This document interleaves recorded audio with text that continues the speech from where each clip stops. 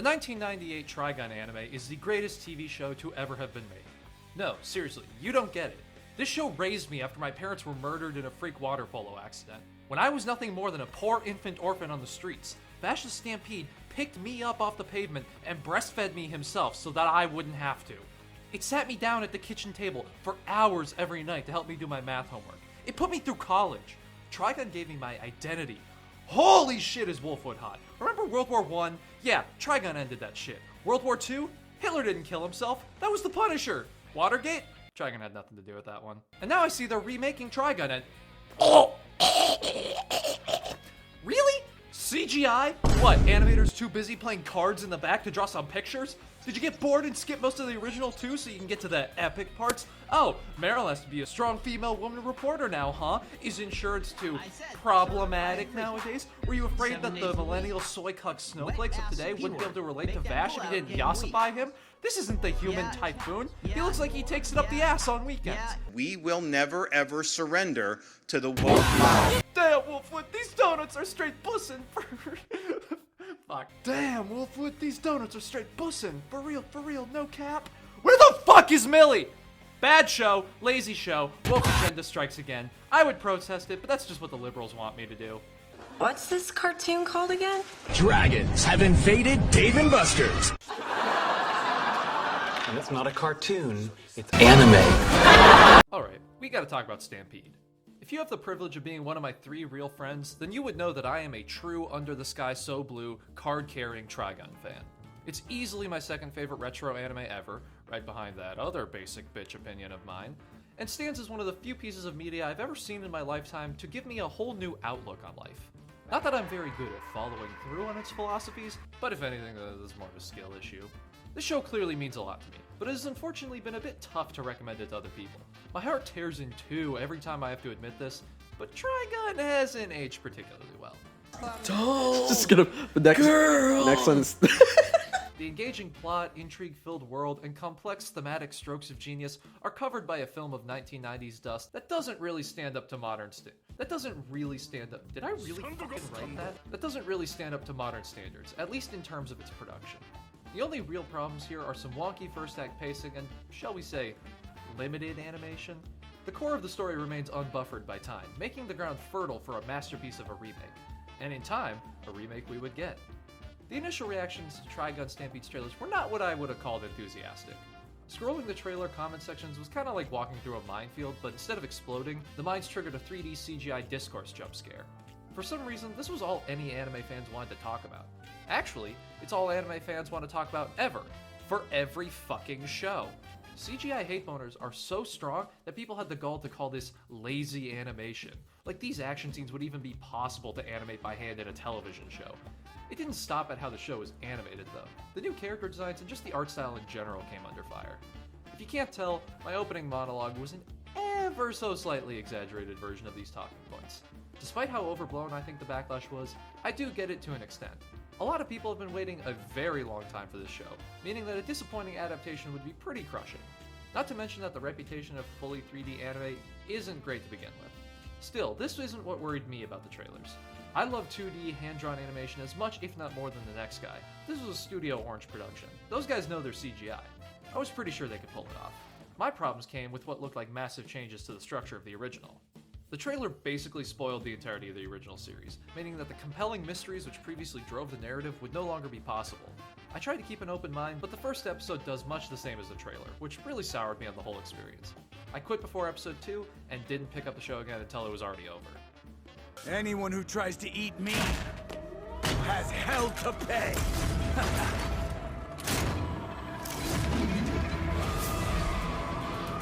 Make sure your dinner doesn't bite back! I regret that deeply. Trigun Stampede is not all that its predecessor was. Not yet, but it has the potential to reach that level and become so much more. Of course, only time will tell if that potential is realized, but there's a ton of good reasons to be hopeful. So from here on out, I'm going to tell you what Stampede gets right, where it can improve, and why you should keep watching. If you haven't seen Stampede or the original and don't want to have them spoiled, this is where you should probably hop out. I'm going to ruin my conclusion a bit, but if you haven't seen either and want to know where to start, I highly recommend watching the original 1998 anime first. Watching Stampede will make the original a much less compelling experience, so just be patient with the slow first act and then move on to the shiny new toy afterwards. Or not, you know, I'm not your mom, although I sure would like to be. This is Trigun and Stampede, the tale of two gunslingers.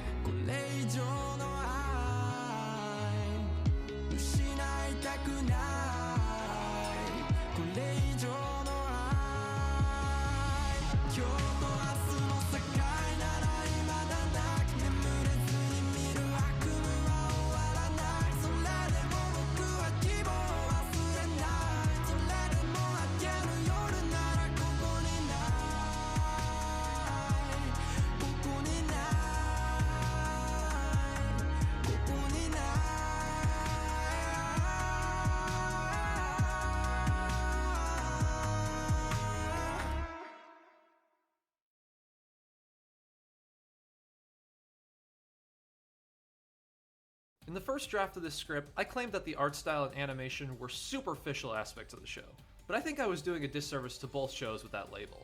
The visual elements are on the surface, sure, but they can easily make the difference between something good and something great. Hell, they can even make something mediocre or bad into something watchable. There's also a solid chance that I was attempting to downplay the importance of this part of the production because I wanted my beloved Trigun 1998 to remain on its pedestal. I am many things, including a liar, but I'm working on that one right now. Trigun was undoubtedly capable of very striking visuals. It would be strange if it wasn't, considering it was made by Studio Madhouse, but that strength was never really found in the animation itself. When the show looked beautiful, it was usually thanks to competent direction, lighting, color composition, and just the quality of individual drawings. Besides for one well-done but short fight in episode 6, the animation was what I would call serviceable. It never broke your immersion Tokyo Revengers style, but it also never added to the experience in any meaningful way. I know it isn't really fair to make this comparison, but Trigun came out the same year as Cowboy Bebop, and the fight scenes in that show look like this. That's why, as far as action scenes go, I prefer the consistently fantastic artwork of the manga. This is one area where Stampede hits a home run as far as I'm concerned. This show is fucking gorgeous. If I hear anyone out there still claiming that the CGI is ugly, I will shove your head into a toilet, and then into your own asshole. I'll fully admit that I'm not super qualified to analyze the quality of 3D animation beyond saying, it looks pretty. I don't know what goes into making it, and I can't tell you how impressive this is, but I'm still gonna try. One of the key concerns with 3D is character models. They just intrinsically look strange for some reason. I'm not really sure why. I think it's because your brains naturally understand 2D characters aren't real humans, but 3D ones get close enough to life that they trigger the uncanny valley effect, which just makes you feel uncomfortable. You fuck young boys, Valdez. Are you a madman? Regardless, this isn't much of a problem in Trigun Stampede. Almost all the characters look natural and significantly animated. What trickery they used to make this work, I don't know, but it works. It definitely helps that these characters are inhabiting 3D environments, so there isn't the usual dissonance between them and the background. If I had to complain, I would say that Roberto, the doctor guy, and the kid versions of Vash and Knives sometimes look a bit video gamey, but I'm definitely reaching a little bit. To highlight the positives, Knives, Wolfwood, Meryl, and especially Vash look incredible. They're just seamless. The 3D also lends itself very well to the series' action scenes. Some of that 2D magic is missing, but they make up for it with strong choreography and pretty fantastic use of the 3D camera. Since the backgrounds aren't hand-drawn, the cameraman is free to go buck wild and do as much Michael Bay spinning as he can take before passing out, which makes the fights pop in a pretty compelling way. On the subject of the 3D camera, I do think it was used a bit too much in normal conversation scenes. There were several occasions where I felt a more stationary camera would have been a little bit less distracting, but this is such a small issue that I don't even know if I should leave it in. I'm gonna leave it in. Fuck you. No. No, that's not the answer because you... What? No, you stupid jerk. Why not?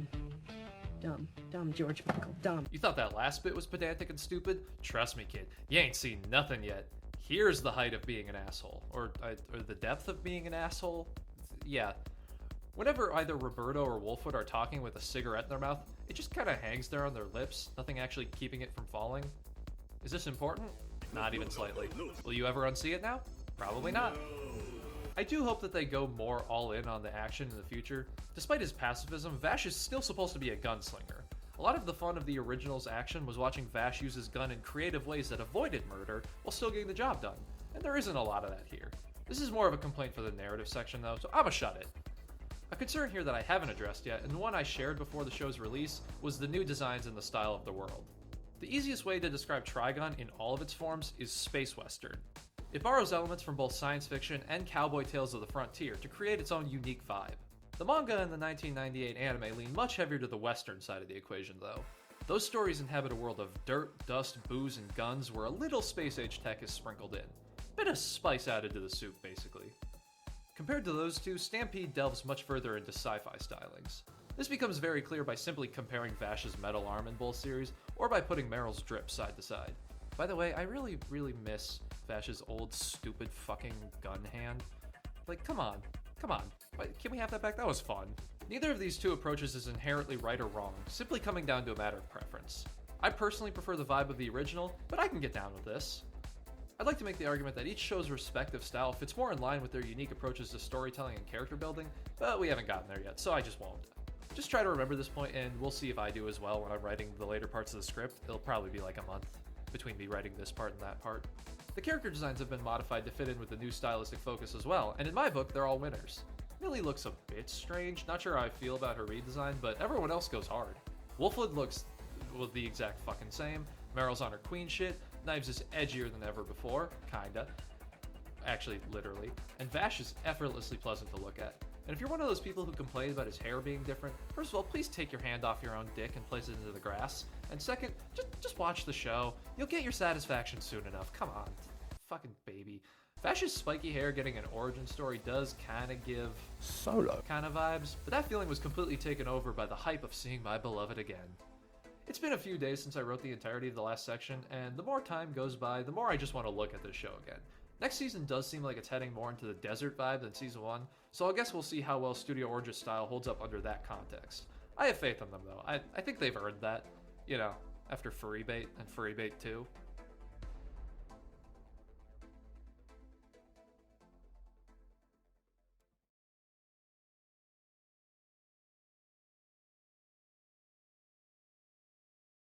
When I first saw the trailers for Stampede and my eyes were bombarded with late-game plot twists from the original, I developed an idea of what the show was going to look like in my head. I assumed that it was just going to be Trigun without the episodes that occur before the plot kicks off. In that show, the story's main inciting incident occurs in episode 12, with the first half being an episodic comedy.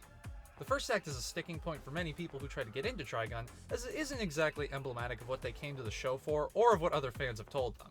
If those episodes don't contribute to the main plot, it would seemingly make sense to do away with them, which is kind of what I thought Stampede would do.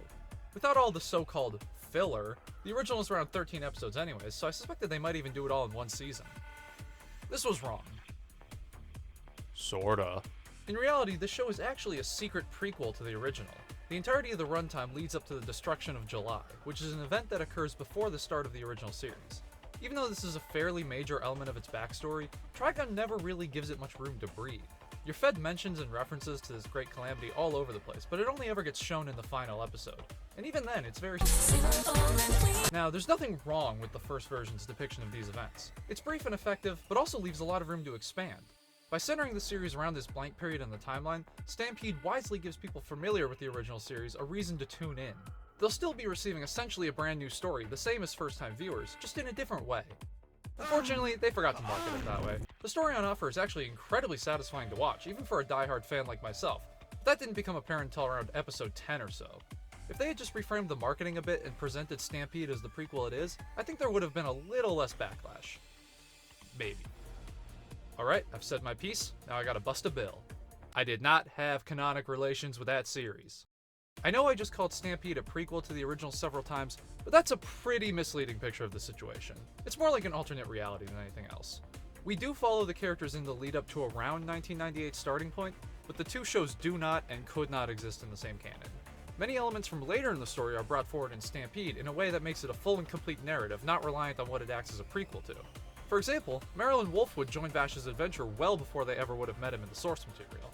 The best way that I can think of to describe the situation is that Stampede takes all the individual pieces of the original, removes their context, and then reconstructs them into a brand new whole. In this way, every individual piece of the show will be familiar to a returning fan, but the whole puzzle looks radically different. I shall now force you to behold the tragic reality of my predicament. The Stampede experience differs pretty heavily depending on if you've seen the original or not, and since both sides of that are equally valid, I have to talk about both. We can, however, push back that shitstorm a little bit by first discussing the show's structure, which is relevant regardless. Procrastination is my greatest weapon after all. Stampede can be pretty easily divided into 4 arcs, those being the Genora Rock arc, the Wolfwood arc, the Brothers Past arc, and the July arc. By the way, these names are made up by me, but this isn't entirely my bullshit. The show does follow this formula, also I'm just horny for categorization. Genora Rock takes up the first 3 episodes and acts as the narrative's first act, introducing the world, most of the main characters, and the central conflict. Following that is the Wolfwood arc, which centers around Wolfwood, who could have guessed, and the development of his relationship with Vash. The Brothers Past arc then shows the full backstories of Vash and Knives, bringing the second act to a close while building up the grand showdown between the brothers in the July arc, which is the 3rd act and the climax. Shit, that didn't take nearly as long as I hoped it would. Now I actually have to do the hard part. Judging how effective the story would be for a brand new viewer is a little difficult for me due to my history with the series, but if I try super hard to remove myself from my own personal biases,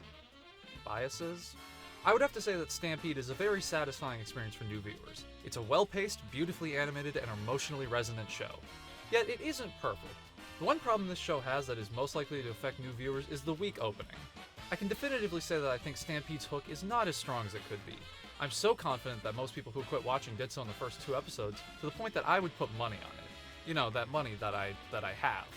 What makes this very strange is that these 3 episodes are not actually bad. In a vacuum, and in retrospect, they're great. They contain some incredibly impressive animation, a few solid gags, and some very fun character interactions. Despite all that, the setup just doesn't quite pull the viewer in on a first viewing like it should. As to why, I think it's best to look at the original. Trigun's first episode is an effective hook because it knows what it is and plays into its strengths. It starts off deadly serious for about 2 minutes before pulling a last-minute no-blinker lane change into goofy-ass comedy. It deliberately tries to catch you off guard with its tonal change, which makes it all the more memorable, but what makes it great is how that sudden turn is representative of the series itself. As said before, the first half of Trigun is an episodic comedy, and the opening follows suit. Episode 1 is a taste of what you'll be watching for the next 3 hours and gives you a pretty good idea of what to expect. Then, once the series takes a turn for dark and serious, it's all the more shocking, but not entirely out of left field. The tonal shift is hinted at with that first scene, and then subsequently pushed to the back of the viewer's mind as Vash runs around as the world's most alpha bottom. There's an additional layer of greatness here as well through how the audience is placed in the shoes of the world at large. The first half of the show is about the planet's greatest outlaw secretly being a weird dumbass, and the comedy that comes from the unrealistic expectations of other characters. Your expectations of his deadliness and badassery are pumped up high and then subverted in the same way as someone in-universe like Meryl, which creates a pretty strong pull. The problem with Stampede's first 2 episodes is that they're trying to be Trigun 1998, which is just not what this show is. Most of the story is honestly pretty fucking violent and disturbing, but the first episode is just a bunch of goofy fun time Five Nights at Freddy's. And then so is the second episode. Look, here's the Nebraska brothers, the Nebraska father and brain tumor? And they look so stupid. And amongst all the shenaniganry are a few setups actually reflective of the show's focus and tone, but they feel so out of place. I'll go further into this later, but the problem is not the comedy. The dissonance between the part and the whole is what bothers me. This early stumble is all the more disappointing since there's an incredibly strong hook in the form of episode 3. I mean, this is how you motherfucking fish! Too bad it's 3 episodes in, though. That doesn't sound like a very long time to wait. There are better anime that take longer to get great, but 3 episodes is more than many modern anime fans are willing to give, especially on a weekly release schedule. Regardless, anybody that does make it into the later parts of Stampede is pretty likely to enjoy it. So how about we get to the point of the video? Stampede tries very hard to distinguish itself from its predecessor and blaze its own trail, for better and for worse. The main way it does this is through its focus on the Brotherhood of Vash the Stampede and Millions Knives. At its core, this entire series is about the relationship between these 2 characters. Ascendant brainlets in the audience may be thinking, so is the original Trigun? No! Yes, Knives is Vash's final boss and the motivator of almost everything that happens, but he's barely a part of the actual story. All of his actions were either completely behind the scenes or done through intermediary characters, leaving thousands daggers with shockingly little screen time or direct agency. This doesn't make him a bad villain or character. In fact, he's a personal favorite of mine. He manages to leave an impact so much larger than his amount of presence gives him any right to, but none of that is because of his actual qualities. Instead, he gains credibility as an antagonist due to what he means to the central protagonist. As I said, Stampede distinguishes itself from the original by being about two brothers, which is only possible by the fact that 1998 is all about one man, the humanoid Typhoon. Trigun was a character study of Vash, spending its entirety exploring the intricacies of his strict morality. No one has the right to take another person's life. Every single plot beat was crafted as a specific test of this rule to see if, how, and how long Vash could go without killing. Even the setting is a byproduct of this theme. Sure, westerns may be cool, but the real reason for placing this story in an environment so derivative of the Old West is because of the violence intrinsic to that world. I'm gonna redo that one. Sure, westerns may be cool, but the real reason for placing this story in an environment so derivative of the Old West is because of the violence intrinsic to that world. Vowing not to kill means a lot more when murder is normalized to the point of being an acceptable solution to a minor scuffle than in, oh, I don't know, One Piece, where no one ever fucking dies. Oh, don't use the impact dial, it'll kill you. Don't use the impact dial again, it'll kill you. It'll kill you! Why isn't it fucking killing him? It is because of this 10th cup of coffee Adderall-enhanced focus on one idea that most of the other characters are a bit thin. With the exception of Wolfwood, who's a foil to the main character, which leads all of his development to still play into Vash's morality, every character exists either to support or oppose the show's creed. Rem Savarem, for example, is an incredibly important character in terms of the show's function, but is little more than a pretty preachy lady in terms of personality or depth. Knives is much the same except reversed. He's the total antithesis of Vash's beliefs, and most of his character traits arise simply to maintain that opposition. If Vash wants to save both the butterfly and the spider, Knives must want to choose one over the other. If Vash wants to save all humans, Knives must want to destroy them all. If Vash tells his children not to throw rocks wrapped in copper wire at power lines, Knives must... Well, I think you get the point. From a certain point of view, Knives could have been anyone and still worked as a villain for Vash, although there is a point to them being brothers.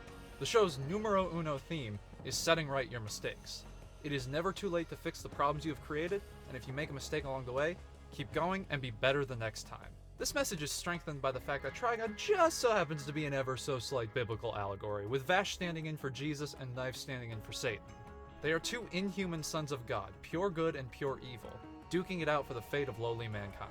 I don't think Satan is actually the son of God in the Bible, but I haven't been to Sunday school in a few weeks. Please don't tell my parents, and please don't bully me, Christian anime community. Anyway, Knives needs to have his relationship to Vash to demonstrate that anyone is capable of sin, but also that anyone is capable of redemption, shown by how he's spared and saved by his brother in the end. The simpler method of writing characters described above is not actually bad like one might expect. It works perfectly well in an environment like Trigun because all of the depth It works perfectly well in an environment like Trigun because all of the depth because all of the depth missing from the side characters is absorbed by the focal point of the study. Of course, there are other factors in play that make Hundred's Cutters a memorable villain. He's an archetype of character that I like to call the video game final boss. The best way I can think to explain this is through another example, that being a character from an actual video game. Sephiroth from...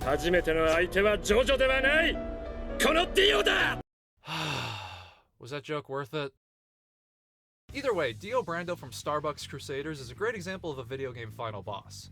This kind of villain gets their power through a combination of build-up and absence. Besides for a few short scenes where he's kept in shadows, Dio does not actively enter the plot of JoJo's Part 3 until the last 30 chapters or so. The reason this works is because the first 120 chapters contain numerous references to him and the peril involved with both fighting him or leaving him be. The audience receives a solid understanding of Dio's danger level and what's at stake if he goes unchecked, but the full mystery of him remains unrevealed until the end. That mystery naturally draws the reader through the pages through sheer curiosity to find out what makes this villain so fucking scary. And, if you do it right like Araki does, the reveal can even blow the already heightened expectations out of the water. Through this structure, Dio became one of the most compelling villains I've ever seen, despite barely being in the story. Of course, him being held off for so long also makes him a reward for both the characters and the viewers. There's a supreme satisfaction in just seeing him after so long, even if all he does is mug the camera on a staircase. Billion's Cleavers falls into the same category. He starts to be built up vaguely around episode 5, gets revealed in part in episode 17, and then makes his actual first appearance in Under the Sky So Blue, the final episode. Although he lacks Dio's pure goof-ass Always Sunny in Philadelphia kind of energy, he makes for a perfectly satisfying conclusion due to his build-up and foil status to the main hero. Regardless of how well he serves his role, Knives is an area that I would want any remake to expand on, and Stampede does nothing less than indulge my every wish. The best thing that this remake does for Knives is turn him into a character the audience can actually develop a relationship with. There's nothing wrong with the video game boss fight setup, but there was one fact about Dio that made him so effective that I left out earlier. Pretty much the entirety of Part 1 of JoJo's is dedicated to him. You already know his backstory and a good deal about him by the time Part 3 starts, and there's a good chance you're also already invested in him from the start due to how great of a villain he is in Part 1. Trillion's Karambit never gets a setup like this. Yes, you learn his backstory in episode 17 before Vash finally faces him personally in episode 26, but Rem Savaram doesn't really have enough time to make you care about him or even understand him that well. Compare that to Stampede, where this dude just never fucking goes away. The concept of him is introduced at the end of episode 1, and great, he plays the piano now. Funny meeting you here, huh? Just him messing around on this beautiful piano by myself, waiting for you in this. I was actually eating the insulation on the walls. I thought it was cotton candy. He then actually shows up himself in episode 3 to incite the plot, gets his full backstory revealed in episodes 8 and 9, and is the primary antagonist of the show's finale, the July arc. Even when he barely has any screen time, such as in the Wolfwood arc, you feel his presence. All of the minor antagonists either enact Knives' will, or move in a manner that reflects the impact he has had on them. He is everywhere, and there is no escaping. Of course, this would be a pretty terrible change if he, I don't know, munched ass, but Quatrilion's box cutter is worthy of every second of screen time. The fellows at Studio Orange have transformed him into a truly fascinating character. Throughout Trigun, there is never a single point where you doubt Vash's righteousness. Knives wants to kill all humans, and Vash wants to not do that. You, the viewer, are human, I assume, and probably don't want to die, I assume. I can't relate. Everything is incredibly black and white, the drama emerging from the question of whether or not a person can stay white without being tainted by blackness. I should probably redo that line. The drama emerges from whether or not a person can continue to do the right thing forever, and what happens if they falter. Stampede throws a wrench into the system by giving Knives a point. Unlike the original, it's possible to actually kind of agree with his ideology. During the reimagining of this narrative, plants were pushed to the forefront, with Mr. Millions here being turned into a social advocate / freedom fighter of sorts. 1998 never explored these creatures with much depth. They mainly served as a cool bit of world building and an explanation for the brothers' origins, but even then the connection was tenuous.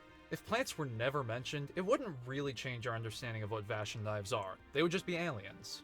Now, their existence and the brothers being members of the race are actually important to the central conflict, caulking up a pretty major hole in the original. Oh, sorry, I mispronounced a word in the script. Cock! If you were to ask me why Knives became a villain in Trigun, I would say, All of this just works. It's not, I'm not kidding. he just is, whereas New Knives is a man pushed towards hatred by repeated systemic injustices against his people. We get to see the effect that overuse by humans has on plants, and it ain't pretty. All of his actions spring from a desire to prevent that fate for all of his people, and the only solution he can see is the death of all humans on the planet. Now, this motivation wasn't entirely created for Stampede, it is in the original. It wasn't just, humans exist. It became personal with me. I took offense to that. But it's kinda only mentioned in passing as opposed to being the sole motivator of the entire story like it is here. The blurring of morality is one of this remake's strongest assets. Most audience members will likely still see his views as too extreme. I really fucking hope. But Knives has a point and can actually be empathized with. The things humans do to plants in the show are pretty fucked up, and most barely even acknowledge that these sources of power are living creatures. On the other hand, humans wouldn't be able to survive at all on this planet without harnessing their power, and Knives is the one who crashed the seed ships there in the first place. That's his fault. You kinda shot yourself in the goddamn foot, buddy. Try again next time. Plus, the plants aren't even fully conscious anyway. Does that make harnessing them okay? I don't know. But that's the brilliance here. The whole situation is fucked and both sides are right, but neither party is completely absolved of atrocity or sin. I haven't even talked about how the main character works into this conflict yet, and we are... oh god, so many words into this script. Being essentially a halfway point between plant and human, Vash and Knives are put in a perfect position to bridge the gap between species. Vash takes up this responsibility along with additions to his original morality. He's still driven by his value of life above all else, but now he's also an advocate of coexistence. His main goal becomes finding a future where plants and humans can support each other fairly, no matter the personal sacrifices, which the show depicts as the righteous path. His old character arc, with some modifications, slots really nicely into this reconstructed narrative, and is just really satisfying to watch unfold. Stampede even goes so far as to give subtextual causation for the split between Vash and Knives. Trigun never bothers to show why Rem's ideology didn't get through to Knives, which is fine. Even identical twins can develop different beliefs, and that show simply didn't have the time for that discussion. Here, it's never explicitly stated, but you can assume that the brothers went in their respective directions because of their abilities. Knives was born with the powers you see him use throughout the series, whereas his brother was not. Another one of the main traits he displays is conceit, which is what makes him an actual villain instead of some sort of anti-hero. He's got a bit of a god complex. It could then be reasoned that his overabundance of pride came from his powers, which caused him to view himself as above regular humans from the very start, explaining his different attitude to Vash even in the earliest points of the timeline. These details are really subtle, but I just think it's so cool that they even bothered to add them at all. As we've been discussing since the Greeks learned how cool it was to have sex with other men, Studio Orange spares no expense fleshing out this relationship, and I wouldn't have it any other way. Oh, I cannot believe I forgot to talk about this until now. Make millions knives, brother. Alright. I get it. Anime names. Sometimes you just gotta accept that you're watching a series called Bo Bo Bo Bo Bo Bo Bo, starring a guy named Bo Bo Bo Bo Bo Bo Bo. Or that there is no god, proven by the fact that Renton Thurston's parents were allowed to name him that without immediately exploding. Or Dick Saucer. But really? Nigh to millions knives? And he chose that? Oh my god, I could accept it when his name was straight up Knives, like that was on his birth certificate, but this is officially going too far.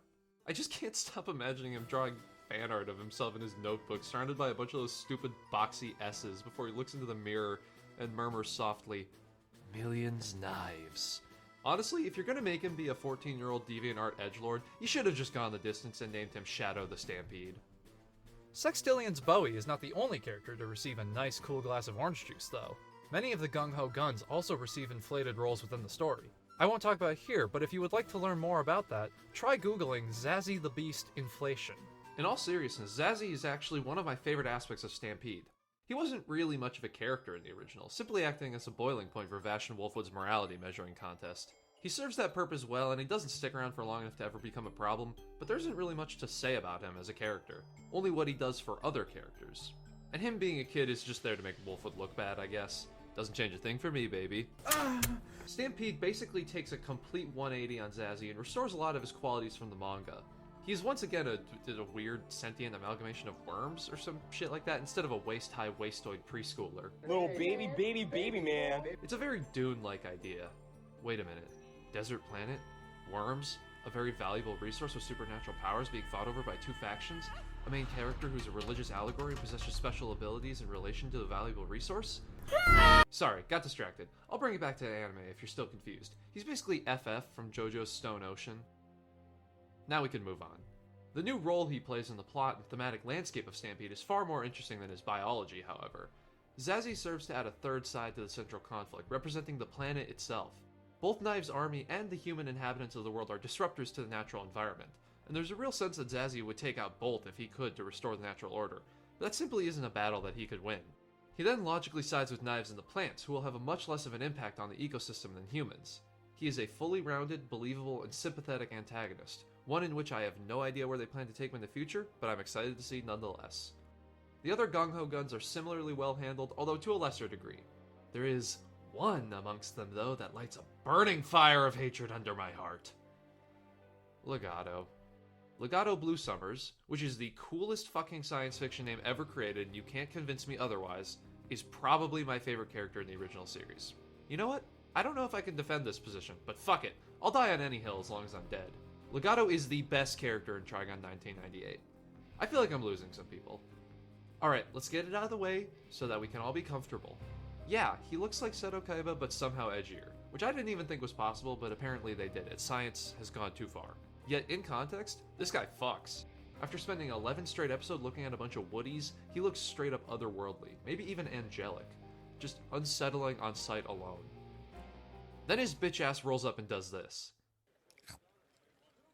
I haven't given you a gift yet, have I?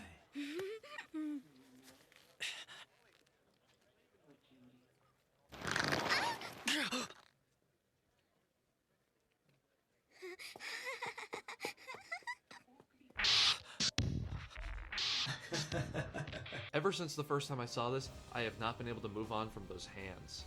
They have been permanently imprinted into the physical structure of my brain.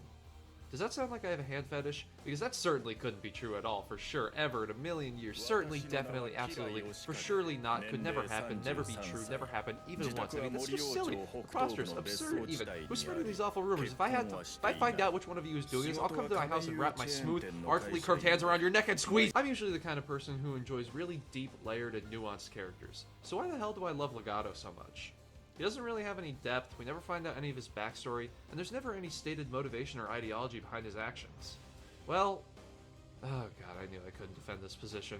For most of the show, Legato is essentially the main villain. When the audience is still unaware of Knives' existence, and even after he's revealed, he doesn't really involve himself in the story, which leaves Legato to drive the plot forward. The boss fight setup wouldn't really work without him. The show would just feel like a meandering mess. So part of my attachment to him is clearly because of the essential role he plays in the series' narrative. But it goes far beyond that. Like everything else in Trigun, Legato is an incredibly compelling mystery, but unlike all the others, we never really get answers for him. We don't know what drove this man to a point where he was so susceptible to Knives' ideology. We don't know how he formed and came to control the gung-ho guns. We don't know anything about him, except that he is filled with self-hatred. During Legato's death scene, he monologues about humanity's presence on the planet, seeing them as more a cancer than anything else. From his words and tone of voice, it's easy to pick up that he sees himself as a part of that whole. Then, when he throws his life away for what he believes to be a greater cause, he seems actually happy for the first time. Happy to not only be fulfilling his master's plan, but also just to be gone from the universe. Move on to a different life, one where he hasn't, by his own account, overstayed his welcome by so much time. To me, there's something so off-putting and melancholic about seeing this man, who for the entire show up to this point has done nothing but hurt others with a malevolent smirk, contemplating the worthlessness of his own life. I think this is why Legato Blue Summer sticks with me. That one little contradiction in a sea of questions. On a more grounded level, he does work really well as a physical antagonist. He's intimidating and always a step ahead of our protagonist, to the point where he even kind of wins in the end. But it's those deeper mysteries that keep me invested in him after all this time. And I don't know, I just can't help but feel bad for the guy. And then there's Stampede's Legato. This version of the character has essentially been reduced to a religious acolyte and nothing more. He's barely in the show, and every time it's just, oh, have you heard the good news about our Lord and Savior, Millions Knives? Of course, I expect him to return in Season 2 and receive further development, but I'm not confident in them turning him around. Legato works as a build-up to the main villain, but he doesn't really work on his own. I just can't see him being all that compelling when we've already done away with his whole reason for existence. Either they'll have to massively change the character, or he'll end up as a total disappointment. I don't know, maybe they'll pull a Code with him. That's kind of a similar character. That'd be cool. I know I don't have much to say on this version of Legato as opposed to the last one, but that's because he's barely in the show. There isn't really that much I can say. That does work in his favor a bit though, as he doesn't really stick around long enough to negatively impact the experience. Although I will say that in the first scene where he's introduced, I originally enjoyed the way that they were keeping him in shadow, kind of shrouded in blue light, mysterious, and then they just fucking show his face and all of him and all of what he can do. Like, why? What? What? This is a side note, by the way, but I also think Legato is the one character whose redesign just doesn't work. He looks like a humanized My Little Pony. Although I do love the way this show brings old characters to life in a new way, some sacrifices had to be made in adaptation to accommodate them. Similar to the transition from Fullmetal Alchemist 2003 to Brotherhood, shifting from a focused character study to an expansive epic does make everything feel a bit less personal, especially for the main character. You don't get to know Vash as deeply in Stampede since the script is split in so many more directions, and likely won't be as attached to him as a result. Still, that intimacy is traded for a more accessible, exciting, and conventional story structure with modern sensibilities. This exchange could be contentious since each approach will appeal to different types of audiences, but just like Fullmetal Alchemist, the great part is that both exist. And yes, you are allowed to like them both. The existence of one does not harm the other. The more the merrier is what I say. One character does get a kick in the dick with the shortest end of the stick hard enough to make him sick, and if I had to pick, it would be Nick. LSD Wolfwood. Wolfwood is one of Trigun's most fascinating aspects, so it's pretty painful to see his modern version get somewhat shafted. It's kind of a peculiar problem to explain. He goes through almost all of the same character beats and events as in the original series, but each step of his journey is significantly less compelling for some reason. I think that reason is time. Wolfwood is simply never allowed the proper amount of screen time to develop and endear himself to the audience in Stampede. He makes his first appearance in episode 4, and I'll admit, this episode is perfectly fine. For the most part. His personality gets a decent showcase, and he has some fun interactions with all 3 of the other main cast members, but you can already see his character arc speeding up in the background if you pay attention. I think the writers went a bit too far in pushing his and Vash's ideological differences from the get-go. It ends up coming off as a bit obvious and pushy. Still, I at least understand the decision making there, so I'm not too upset about it. Then, in the next 3 episodes, Wolfwood kills a murderous child Vash was attempting to save. The two have a big Socratic circle about it, which is then interrupted by a gung-ho gun with connections to Wolfwood's backstory. Said backstory is revealed, and Wolfwood commits live. He lives. Oh, good. Whew. That's a relief. When I was still under the impression that the story was only going to be 1 season, I really thought Wolfwood was going to do the Wolfwood thing here, but I was luckily wrong. So now let's do some math! That character arc took 4 episodes to unfold. In Trigun, it took, to add the 4, carry the 1, add the exponentials, Taylor series, 15 episodes. Oh. By the way, for any smart guys in the comments, if you remove the episodes Wolfwood isn't in between his introduction and death, it's still 10, so eat my ass. I don't think I need to teach you that bigger isn't always better, but in this case, size really matters. Stampede just cannot develop all of the ideas it needs to make this character satisfying within 4 episodes, which is why Wolfwood feels more like Vash's Vegeta or Shadow the Wolfhog, his opposite. This fundamentally goes against the original. What made the friendship of Vash and Wolfwood great in Trigun was their similarities just as much as their differences. They're both talented gunslingers with tragic pasts, walking the desert and smiling to escape their pain, but it goes beyond a wiki synopsis. They also had similar mannerisms and senses of humor. They feel tailor-made to be best friends. Because of these shared traits, the one thing they don't share becomes all the more contentious. There's a potent tragedy to Wolfwood's self-reflection when he decides that he hates himself for not being able to be like Vash, despite all the ways in which he is. And then, when he finally decides that he can follow a better path, it hits like a dump truck to your heart.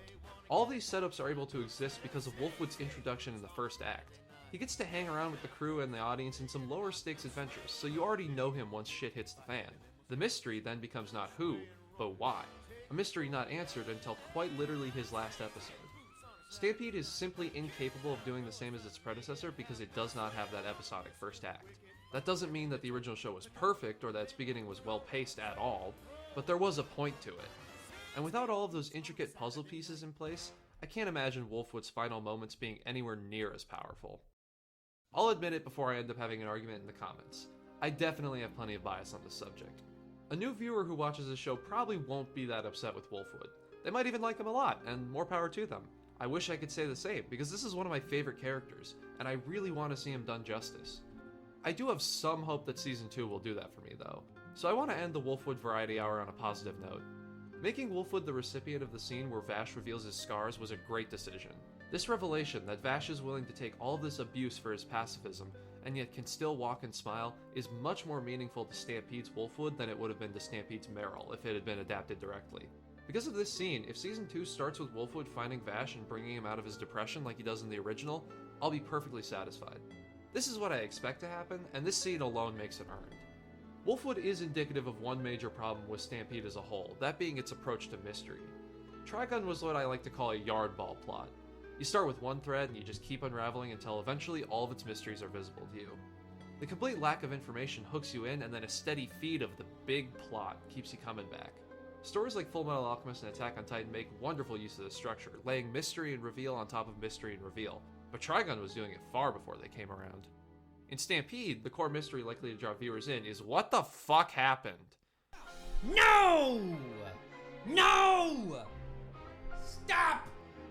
Stop this! No! That's it, guys. We're back in hell. Actually, this is worse than hell. What's worse than hell? I don't know, Iraq? Or even worse, let's go to the Keemstar office. Okay, so now we're Keemstar. Okay, maybe that was a slight overreaction, but come on, guys. Did you have to systematically remove every ounce of intrigue from the story? If your goal was to reach an end product certain not to confuse anyone, mission accomplished. But damn, do that slope be slippery. I am being completely honest when I say that Stampede is in a mad dash to show every single one of its cards. You start with revealing the Seed Project and how Vash is from another planet, and then the existence of Knives, and then Rem's death. Then Vash's connection to the plants, then his mission, and then Knives being responsible for the crash, then the fact that Knives is still alive, and that's episode 1. which would have been episode 17 in the original, then the gung-ho guns, the knives motivations, and Wolfwood's dark side, and he's a traitor, and oh my god, you need to chill! The only time the show even remotely tries to feed you clues to contribute towards a greater mystery is in episode 4, with the whole picture deal. Even this doesn't work though. I'm sorry, but I just don't have it in me to be surprised that Vash is a senior citizen when I already know that he's an alien from outer space and also brothers with Dr. Edgetopus. That was supposed to be like Dr. Octopus and Edgy, but it kind of came out like Dr. Edgetopus. Wouldn't these reveals not only be more impactful later on after the audience is already invested in the characters, but also create a stronger pull, forcing the viewers to tune in again to get some answers? The answer to that is yes, and I'll show you why. Let's do a quick rewrite of the first 3 episodes to show how retaining some mystery could have helped pull more viewers in. First things first, the opening scene is going to be removed entirely. We don't need it here, and it does nothing but cause problems. It would then be relocated somewhere later in the show, but that's a discussion for a different day. Second, get rid of this scene. Third, remove any mentions of knives from episode 2. That's it. No, really, that's it. I believe these minute changes are enough to completely revolutionize the show's first act. What I've done here is remove the plot hook and replace it with one of intrigue instead. I bet most people, at some point in their lives, have had a friend who's clearly going through something, and then you ask them about it and they tell you, oh, never mind, or I'm fine, it's nothing, something like that. That right there is practically psychological torture. You'll never be able to stop thinking about it until you know what happened. Whereas if that same friend came up to you and began to spill their troubles directly, you'd probably get a little bit uncomfortable. Or at least I would. I don't know, maybe I'm just a bad friend, but my point still stands. Your brain finds the first scenario much more compelling, and that's because it triggers your curiosity. Humans intrinsically hate having information withheld from them because it makes them feel inferior. Pride is the greatest of the deadly sins, after all. Hubris then drives you forward to discover those answers, which is what inspires everything from eavesdropping on strangers to space exploration. Great storytellers often take advantage of that part of our psychology to keep butts in seats, but not Stampede. As is, the show exposits Vash and Knives' relationship before asking you to stick around and see where it goes. That's a pretty big request at this point because you haven't had the time to become attached to either side. It ends up feeling like you asked the cashier how their day was and they went on a rant about their ongoing divorce. Sure, that sucks and I feel bad for you, but I don't really care about some random Whole Foods employee. Add a bit of mystery though, and I'm suddenly too curious to quit. Why does this himbo extraordinaire have such a high bounty on him? Is he really a legendary gunslinger? And if so, how did he become this skilled? Why does he refuse to kill? Does he have some sort of goal? Is he running from something? The seemingly contradictory information you do have, in combination with everything you don't know, creates a maddening void that can't remain unfilled. Very simple changes akin to what I just suggested could be made all over in Stampede's plot, and they would make it a stronger show, but I don't think it really matters all that much in the end. The Wheel of Fortune turns Trigun's way once more, as one compelling mystery is contained within this remake. The future. I have no idea where Studio Orange is taking this story, but I do know that it can't be the same place as the original, because Knives is dead. At least he's dead for now, but I don't know, does this look like one of those cases where you could just get better to you guys? Pretty sure he's down for the count, no revival, bleeding out. So what remains? We know that the humanity of Earth will be turning its eyes toward No Man's Land based on that end credit stinger, but what do they want? Will they be friend or foe? Are they going to try to colonize the planet again? Or maybe harness its resources? Are they going for the plants? And what about the remaining gung-ho guns? What role will they play in the conflict? We've still got Legato, Elendira, and Zazie hanging around, but will other members like Raide the Blade or, fuck, I forgot her name. And I didn't write it in the script. I put a note that said, look up her name later, but I never actually did that. Will they get involved? Based on that killer sax solo, I'm guessing mid... I am sorry. My producers are telling me that I officially have to address an apology to Millions Knives, because Mid-Valley the Horn Freak is officially the stupidest fucking anime name of all time. What the hell does that even mean? Is this guy a horn freak? How did you even come up with this? Mr. Finger and Blow aside, Stampede just leaves you with so many questions at the end of it. Not because of a balls shit confusing ending that comes out of nowhere, or a conclusion so brief and vague that you practically have to read fanfiction to be satisfied, but because the show is fantastic at making you care about the people within it. And knowing that they can't find the future you already know is both exciting and terrifying. The sleeping slave is awakened, and anything is now possible. This is why I don't actually mind the removal of the mysteries that made Trigun, or any of the other problems I bitched about earlier. This first season is the start of something much bigger, but unlike pretty much every other instance of a piece of media being a setup for something else, this one actually manages to deliver a great story with all of the heart and soul of its predecessor. It feels pretty pointless to complain about any of its problems in retrospect, because I don't think I'll ever think about them again. Stampede is an expansion, a do-over, and most importantly, a love letter to Trigun in all of the best ways. That's what I'm going to remember about it. And I think you'll feel the same way if you decide to give it a chance. I have complete faith that Studio Orange will take this series to great heights, and I'd hate for anyone who might have fallen in love with Trigun all over again to miss out just because of their biased preconceptions. Of course, Stampede is also a fantastic experience for completely new viewers. It kind of reminds me of Into the Spider-Verse or Steel Ball Run, in the sense that it's perfectly accessible to newcomers while also rewarding longtime fans with extra layers of depth and enjoyment. Just watch it, please. Like, I'm literally on my knees begging. I'll do other things on my knees if you really require it. If that's what it takes to get you to watch this show, I'm willing to do anything. Even if you sat through this entire video and have had the show spoiled for you, it's still worth checking out. I am physically incapable of ruining what comes next, so there's still plenty of untouched territory for you to explore. Watch the original too, or read the manga, or do it all. I don't really care what order you go in or how deep you go. Any amount of Trigun in your life is better than none at all. Now get out there and keep hunting for the mayfly known as love. Until next time.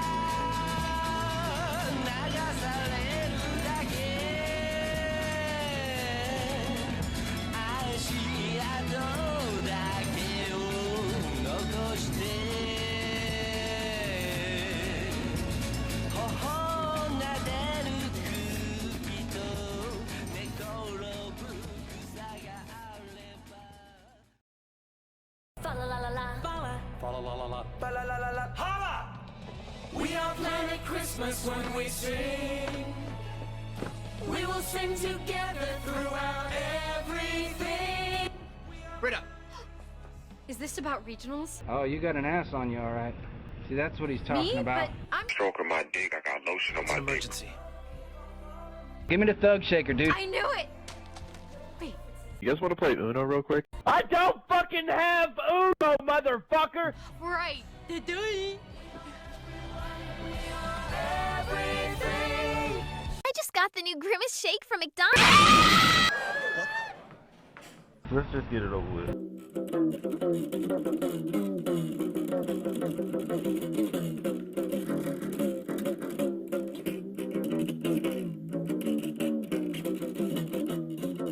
This is what we do now. This is who we are. No! She's ruining it!